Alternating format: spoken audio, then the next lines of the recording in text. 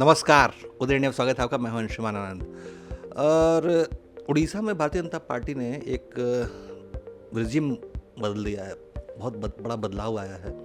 वहाँ की 21 में से 20 लोकसभा सीटें भारतीय जनता पार्टी ने जीत ली हैं, जिसमें से एक सीट है कंधमाल, जो कि कई बार नकारात्मक कारणों से चर्चा में रहा है। 2008 में कंधमाल में बड़ा दंगा हुआ था। धर्मांतरण वहाँ की बड़ी समस्या रही है। कंध आदिवासियों का इलाका है। उस क्षेत्र में बहुत सारे पोटेंशियल हैं और उस क्षेत्र को एक विकास की नई किरण मिली है। और वो विकास की किरण हमारे साथ मौजूद हैं। आपका बहुत बहुत स्वागत है सर। नमस्कार।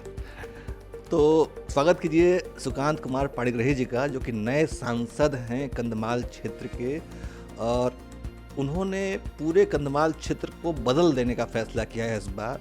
और इसी निश्चय के साथ वो कंधमाल से दिल्ली पहुंचे हैं। तो मैं और मेरे सहयोगी साथी उपाध्याय ने सोचा कि आज हम उनके दिल की बात जाने उदय इंडिया पर। तो सर, आपने कंधमाल क्षेत्र से पहली बार जीत हासिल की है और बीजू जनता दल के किले में सेंध लगा दी है। अच्युत सामंत जैसे एक बड़े नेता को हराया आपने। क्या आपके पास ये करिश्मा आपने कैसे कर दिखाया और विकास को लेकर क्या योजनाएं हैं आपकी? एक्चुअली कंधमाल जो क्षेत्र है वो मेरा निजी गांव है। वहाँ वो क्षेत्र में मेरा निजी गांव आता है। वहाँ जो सांगठनिक कार्यक्रम चल रहा था, मैं 2000 से वहाँ संलग्न हूँ। पूरा वहाँ लगा रहा था। तो इस बार जब निर्वाचन आया तो जो सांसद थे, एक्चुअली वो एरिया में उनका 5 साल में 5 दिन भी नहीं गए थे। ये बड़ा मुद्दा था लोगों का अंदर। विकास का बात छोड़ो, ये विकास में जो सरकारी स्तर में जो हो रहा था काम काज, जो भी डेवलपमेंट, उन्हीं में उनका कुछ भी लगन नहीं था। वो जो शिक्षा का, स्वास्थ्य का, इसे कुछ बीच में कर रहे थे, वो प्राइवेटाइजेशन करके उनका निजी व्यवस्था था। अच्छा। वो लोगों के लिए ऐसा बिल्कुल। अच्युत सामंत जी दावा करते हैं कि उन्होंने आदिवासी छात्रों के, आदिवासी मतलब बच्चों के लिए उन्होंने बहुत शिक्षा की व्यवस्था की। क्या वो सब गलत था? वो तो निर्वाचन के काल में मैं भी इसी संदर्भ में कुछ बात बताया था कि वो जो डेवलपमेंट काम करते थे एजुकेशन का, कुछ बच्चों को लेकर किस के माध्यम में भुवनेश्वर में पढ़ाई करता था उनको बच्चों को। वो तो हम मानेंगे कि कुछ तो शिक्षा नहीं किया, ऐसे नहीं है, लेकिन उनका जो इरादा था, उनका जो निजी मतलब जो है ना, वो शिक्षा को आगे रख के निजी कैसे उनको व्यवसायीकरण करके रोजगार बनाएंगे, उनका ये भी एक उनका इरादा था। तो बाहर से जो फॉरेन फंडिंग आता था, ये बच्चों को दिखाकर, और सेंट्रल एड जो लेते थे, एक्चुअली जितने बच्चे वहाँ पढ़ाई करते हैं अभी कंधमाल से, सपोज 5000 बच्चे वहाँ है, लेकिन उनका वो जो अटेंडेंस है वो 10,000 दिखा के फिर वो ज़्यादा पैसा लाते हैं। ये तो सब बातें होंगी अच्युत सामंत के नकारात्मक बातें हैं। आपने ये जो इस बार की जीत हासिल की, आपकी स्ट्रेटजी किस पे आधारित रही और आगे आप क्या करने वाले हैं इस क्षेत्र के लिए? एक्चुअली ये जो क्षेत्र है ना, वो अंडर डेवलप्ड है, अभी एस्पिरेशनल डिस्ट्रिक्ट में आता है। आप देखेंगे तो अभी वो एरिया में इंफ्रास्ट्रक्चर ठीक नहीं है, इंफ्रास्ट्रक्चर डेवलपमेंट नहीं हुआ है। एग्रीकल्चर तो बहुत पीछे है, कृषि में बहुत पीछे है। और पर्यटन एक वहाँ चैलेंजेस है। पर्यटन का अपार संभावना है वहाँ। पर्यटन में बहुत कुछ कर सकता है, हम कर सकेंगे, लेकिन हब भी बन सकते हैं। एक इंटरनेशनल हब भी पर्यटन क्षेत्र में बन सकता है वहाँ। लेकिन ये जो 5 साल में सांसद जी रहे, वो इसी क्षेत्र में जो प्रतिश्रुति दिए थे, जो कमिटमेंट किए थे, कुछ भी पूरा नहीं किए। आप देखिए वहाँ ये जो क्षेत्र है ना कंधमाल, वो पूरा प्रकृति का गंताघर है, जैसे इसे बोलते हैं। लेकिन उनको एक्सप्लॉइट करके कैसे युवाओं के हाथ में काम आएगा, वो अभी आप देखेंगे तो हर साल 10,000 से ज़्यादा लोग बाहर जाते हैं दादन करने के लिए। वो घर छोड़ के जाते हैं काम काज के लिए, माइग्रेशन होता है। क्यों? तो वो बोलते थे कि हम नियुक्ति देंगे। अभी तक नियुक्ति 2020 में एक नियुक्ति मेला किए थे, बोले कि मैं 7,000 बच्चों को वहाँ नौकरी दिया। फिर इस बार जब इलेक्शन आया 2024 जनवरी महीने में एक नियुक्ति मेला इसे किए थे, जहाँ 5,000 बच्चों को इसे दिया, नियुक्ति पत्र दिया, जो कि बोले कि हम नियुक्ति दिया, लेकिन एक युवक को वहाँ नियुक्ति नहीं दिया गया। वो खाली प्रचार था, प्रचार धर्मी नियुक्ति मेला किए थे। जी। अच्छा, कंधमाल क्षेत्र की दूसरी सबसे बड़ी समस्या है धर्मांतरण की। मैं चाहूँगा कि मेरे सहयोगी साथी उपाध्याय इस बारे में पूछें। सर, कंधमाल जो क्षेत्र है वो लगातार पिछले मतलब कई सालों से वहाँ पे जो धर्मांतरण है वो सबसे बड़ी समस्या रही है। वो सबसे बड़ी समस्या कंधमाल की हमेशा से रही है, और इसके लिए गरीब तबके के जो लोग हैं, कमज़ोर वर्ग के लोग हैं, उनको दबाया जाता है, उनको लालच दिया जाता है धर्मांतरण के लिए, और साथ में नक्सलियों के साथ जो है साठगांठ भी बनी रहती है। तो इस चीज़ को मतलब कम करने के लिए, इसको ख़त्म करने के लिए, जड़ से ख़त्म करने के लिए आपके पास क्या प्लान है, क्या रोड मैप है, बताइए। अभी भी जो देश विरोधी तत्व है वही धर्मांतरण का काम चला रहे हैं, इसलिए हमारा उसको रोकने के लिए एक ही काम है, उनके अंदर घुस के विकास को मुद्दा बना के हम कुछ करेंगे तो फिर ये धर्मांतरण बंद होगा। क्योंकि वो जो लालच दिखाया, लेडी पेडी हैंड पेन, ये जो सब लालच है ना, ये दिखा के पहले धर्मांतरण स्टार्ट किए थे, अभी भी चल रहा है, लेकिन अभी जो चल रहा है वो पूरा जैसे फोर्स में चल रहा था पहले, अभी थोड़ा कम हुआ है, लेकिन अभी भी चल रहा है। ये जो निर्वाचन का फलाफल है ना, जो रिजल्ट आया आप देखेंगे, जी उदयगिरी में भी ऐसे जो कांग्रेस जीता ना, वो धर्मांतरित जो हुए हैं वो धर्मांतरण के कारण से वो जीते। और नक्सलियों का जो प्रभाव है वो अक्सर वहाँ पे देखा जाता है। उसका रिजल्ट था कि स्वामी एक थे वहाँ पे, लक्ष्मणानंद जी, उनकी वहाँ पे हत्या कर दी गई थी। तो इस तरीके की जो सूचनाएं हैं, और अक्सर वहाँ पे नक्सलियों का जो है वो हमला होता रहता है। तो ये नक्सलियों के हमले को किस तरीके से कम किया जाए, और जो है उसको किस तरीके से? अभी भी नक्सलियों का उपस्थिति वहाँ है। अभी 2 महीने पहले भी वहाँ एक मर्डर हुआ था, लेकिन आहिस्ता आहिस्ता कम हो रहा है, क्योंकि जो नक्सलियों थे वो धर्म के आधार पर जो स्वामी जी का हत्या हुआ था, वो कुछ षड्यंत्रकारी थे, जो पिछले IAS ऑफिसर भी थे यहाँ का सेंट्रल गवर्नमेंट में, वो भी उनका पीछे रहकर वो स्वामी जी का हत्या किए थे, क्योंकि वो कन्वर्सन को विरोध करते थे उसी समय। काव सोल्टर जो गो हत्या का बंद करने के लिए वो मूवमेंट किया था। और ये जो उनका धार्मिक संस्कार, सामाजिक संस्कार के लिए जो उनका एक्टिविटीज़ था, इसलिए उनका ऊपर जो हमला हुआ और उनको रास्ता से हटाने के लिए एक षड्यंत्र था, इसलिए स्वामी जी का हत्या हुआ था। अभी इसे जो धर्मांतरण करते हैं पूरा फोकस देकर नहीं कर पाते हैं, क्योंकि समाज में अभी जागरण हुआ है, वो एरिया में हिंदुत्व का जो फोर्सेस है अभी थोड़ा ज़्यादा है, क्योंकि लोगों ने वहाँ जो धार्मिक एक्टिविटीज़ है, हर गांव में कीर्तन मंडल, संकीर्तन होता है, और गीता भागवत और वेद का भी प्रचार होता है के लिए पुराने परंपराओं, इसलिए पुराना परंपराओं का भी प्रचार होता है, इसलिए थोड़ा कम हुआ है, लेकिन पूरा बंद नहीं हुआ। सुकांत जी, आप दावा कर रहे हैं कि धर्मांतरण कम हुआ है, लेकिन आपके क्षेत्र में ईसाई पॉपुलेशन 8.65%, मतलब लगभग 9% पहुंच गई है, जो कि वास्तव में चिंता का विषय है।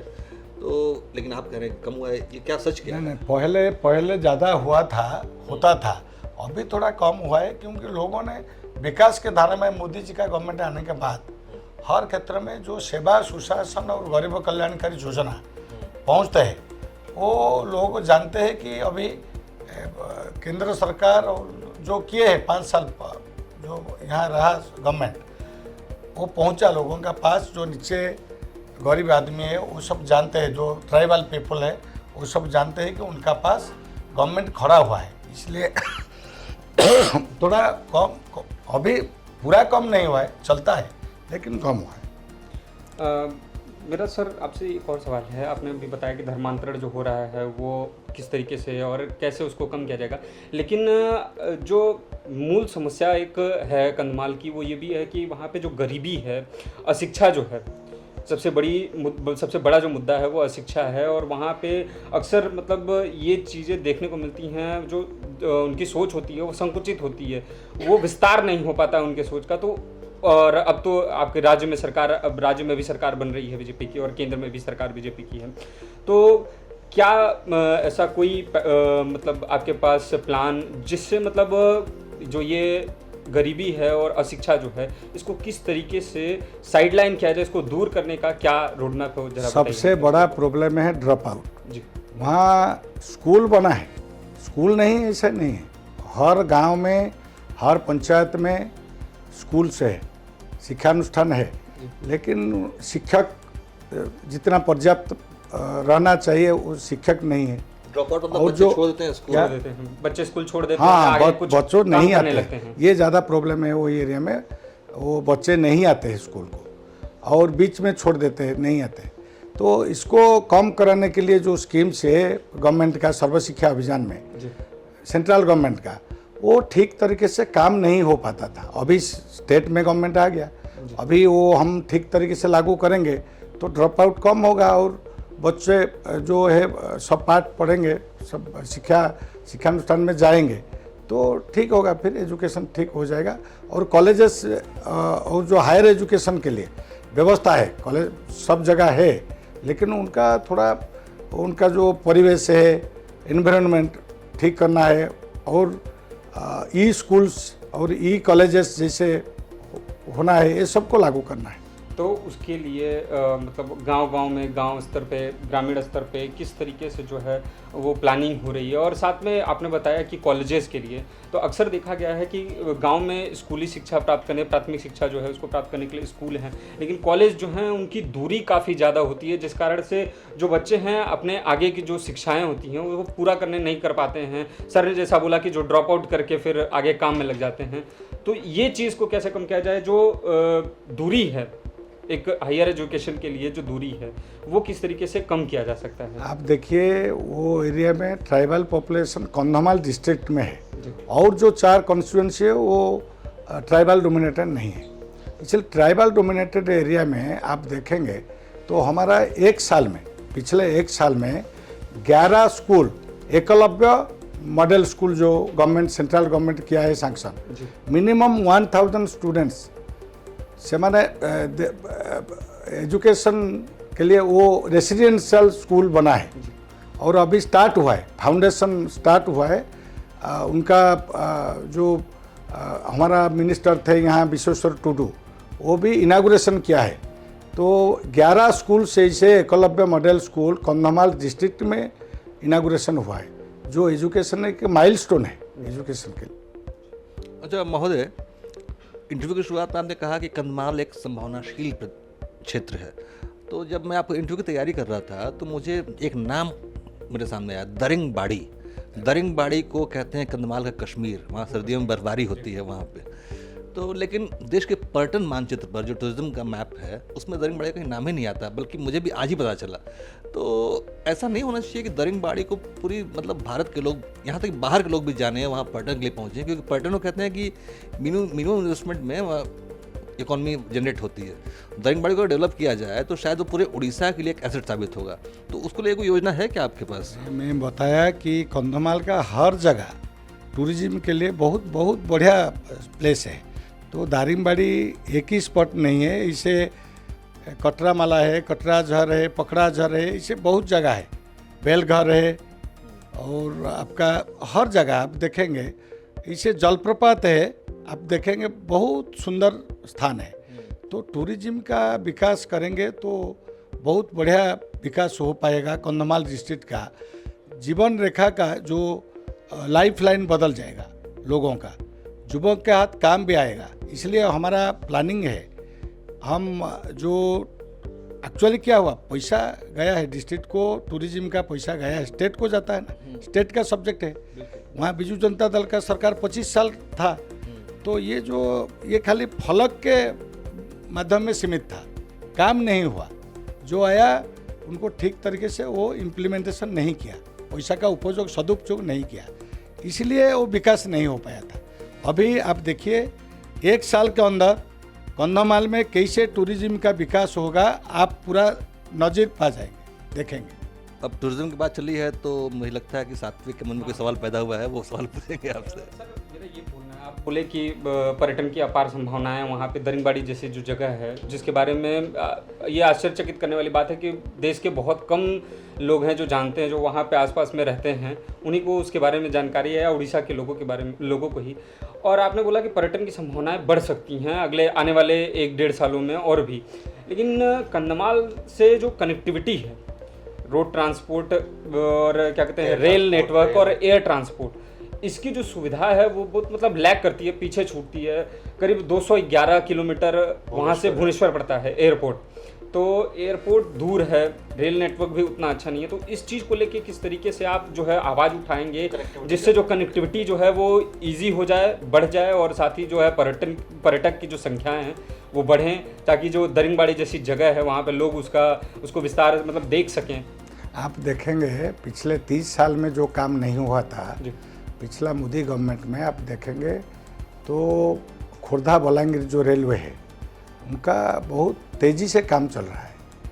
अभी दसपल्ला तक वो स्टेशन भी बन गया और बलांगीर से बौद्ध तक भी काम हो गया। अभी ये 2024 तक खुर्दा बलांगीर रेलवे कंप्लीट हो जाएगा। जो बौद्ध जो डिस्ट्रिक्ट है पार्लियामेंट के अंदर के डिस्ट्रिक्ट हेडक्वार्टर, उनको टच करेगा। और नया जो प्रपोजल दिया है, हमारा एक प्रपोजल था गोपालपुर संबलपुर रेल लाइन, ये एक्चुअली जो प्रपोजल सबमिट किया था ओरिडेल करके संस्था जो इंफ्रास्ट्रक्चर का देखते हैं, वहाँ प्रपोजल देते हैं स्टेट गवर्नमेंट का, वो प्रपोजल दिया था कि फुलबानी जो हेडक्वार्टर है कंधमाल डिस्ट्रिक्ट का, उनको टच ना करके वो प्रपोजल दिया था। जो अभी central government ministry of railways एक चिट्ठी दिया है कि आप फुलबानी जो हेडक्वार्टर है कंधमाल डिस्ट्रिक्ट का, उनको टच करना चाहिए, इसलिए प्रपोजल रीसबमिट करिए। इसे करके फिर रेल मिनिस्ट्री से चिट्ठी गया है। वो बोला वो देर तो होगा क्योंकि अभी तक प्रपोजल सबमिट नहीं हुआ है, लेकिन देर आएंगे दुरुस्त आएंगे। हाँ, दुरुस्त आएंगे क्यों, परंतु जो लेकिन ये भी सोचना चाहिए कि रेल मंत्री आपकी पार्टी के ही हैं और केंद्र में आपकी सरकार है, अश्विनी वैष्णव उड़ीसा से आते हैं। कैसे तेजी गति से और स्पीड होगा, ये प्रपोजल आएगा और काम में आएगा, हम प्रचेष्टा करेंगे तो श्योर। और उसके बाद जो आप एयरपोर्ट का बात बता रहे हैं, हम ट्राई कर रहे हैं कि वहाँ एयरपोर्ट है छोटा सा गुडारी करके एक स्पॉट है, अंतर्राष्ट्रीय पर्यटकों को लाना है तो एयरपोर्ट आपको बनाना ही पड़ेगा। जैसे उत्केला वगैरह और जयपुर से छोटा छोटा एयरपोर्ट बना है सब, ऐसा ही हम ट्राई करेंगे, एक एयरपोर्ट कंधमाल को टच करेंगे, ये मेरा फॉरमोस्ट ड्यूटी होगा, ट्राई करेंगे। अच्छा, एक बात और है, देखिए किसी भी क्षेत्र की जो एसेट होती है वो वहाँ के लोग होते हैं, वहाँ की जनता होती है, और आपके यहाँ की जो जनता है, आदिवासी जनता है, उसके पास उसके हाथों में जादू है। डोकरा, बांस के बर्तन, बहुत सारी चीज़ें बनाते हैं वो लोग, लेकिन उसकी प्रॉपर मार्केटिंग नहीं हो पाती है। ये ज़माना डिजिटल मार्केटिंग का है, ऑनलाइन चीज़ों को पहुंचाने का मार्केट में। क्या ऐसा नहीं हो सकता है कि आपके यहाँ की जो स्थानीय जो आदिवासी प्रोडक्ट हैं, ट्रैवल प्रोडक्ट हैं, उसको ऑनलाइन मार्केटिंग के जरिए देश के अलग अलग हिस्सों तक पहुँचाया जाए तो उनको इकॉनमी उनकी बूस्ट होगी, उनको मतलब मदद मिलेगी? ये तो एक समस्या, बड़ा समस्या है कि हर जगह एग्रीकल्चर प्रोडक्ट्स हो या आदिवासी का प्रोडक्ट्स हो, ये सबका मार्केटिंग एक बड़ा प्रॉब्लम है। इसलिए हमारा छोटा छोटा मार्केट बना के ई मार्केट के जरिए कैसे उनका मार्केटिंग कर सकते हैं, जो प्रोडक्ट्स होता है कंधमाल डिस्ट्रिक्ट में या कंधमाल पार्लियामेंट के अंदर, ये पूरा फोकस रहेगा। और उनका जो इकोनॉमी बढ़ाने के लिए वो जो आदमी वहाँ ठहरते हैं, प्रिमिटिव ट्राइबल्स है, जो जनजाति है, आदिम जनजाति है, उनका कल्चर को प्रोटेक्ट करने के लिए भी अभी सेंट्रल गवर्नमेंट का कल्चर डिपार्टमेंट में बहुत सारे प्रोजेक्ट्स हैं। कैसे वो लागू करेंगे, उनका कल्चर को प्रिजर्व करके फिर आगे बढ़ाएंगे और उनका जो प्रोडक्ट्स उनका मार्केटिंग करके उनका इकोनॉमी भी बढ़ाएंगे, ये प्रचेष्टा ही रहेगा। अभी हाल में कंधमाल का नाम अंतर्राष्ट्रीय तौर पे सामने आया जीआई टैग, कंदमाल हल्दी का जीआई टैग मिला। हल्दी का। अब देखिए साथी के मन में एक अच्छा सवाल आया आपके जीआई हल्दी को लेके। नहीं तो जीआई हल्दी का टैग जो हुआ ना, हमारा भी डिमांड था, वो बीजेपी का डिमांड था। बाद में फिर जीआई टैग हुआ। अभी कंदमाल हल्दी का बहुत औषधीय गुण है, बहुत ज़्यादा। वो जो हल्दी हम खाते हैं इसलिए वो थोड़ा पाउडर ठीक नहीं है, वो तो बोलते हैं। आप बोल रहे हैं औषधीय गुण है, उसको जीआई टैग अभी हाल ही में मिला, ये बड़ी उपलब्धि है।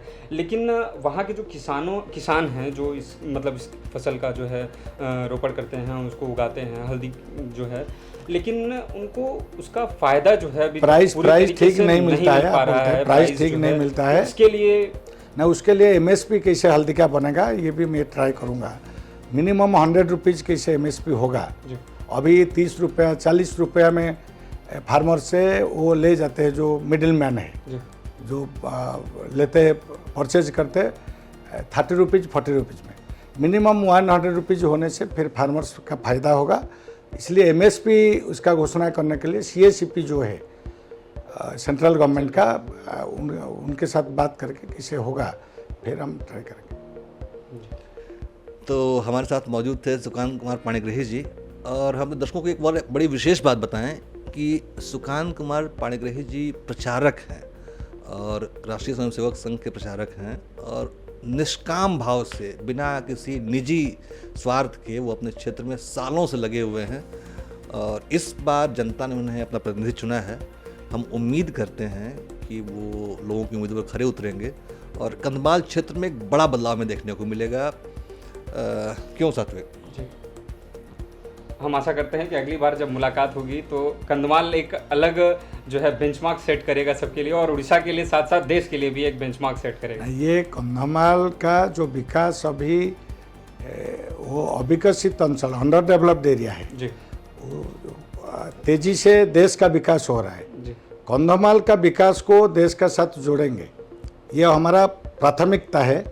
और मोदी जी का नेतृत्व में जो विकसित भारतवर्ष अगले दिन में होने के लिए जो स्वप्न दिखा है माननीय प्रधानमंत्री जी, उसके साथ कंदमाल को कैसे जुड़ेंगे, ये मेरा प्रयास होगा और हम सफल होंगे, इसे मेरा आत्मविश्वास है। लोगों ने वहाँ जो कृषि क्षेत्र, पर्यटन और इंफ्रास्ट्रक्चर, ये सब का बारे में हम जो चर्चा किए, कैसे जो अधूरे काम है ये सबको पूरा करेंगे, इसलिए पूरा दम से मेरा प्रयास रहेगा। ये मेरा कमिटमेंट है। आपके जरिए में मैं लोगों को ये वार्ता देना चाहता हूँ कि अगले 1 साल में लोगों ने देखेंगे कि कंदमाल आगे बढ़ रहा है। उदय बात के लिए बहुत बहुत धन्यवाद आपका।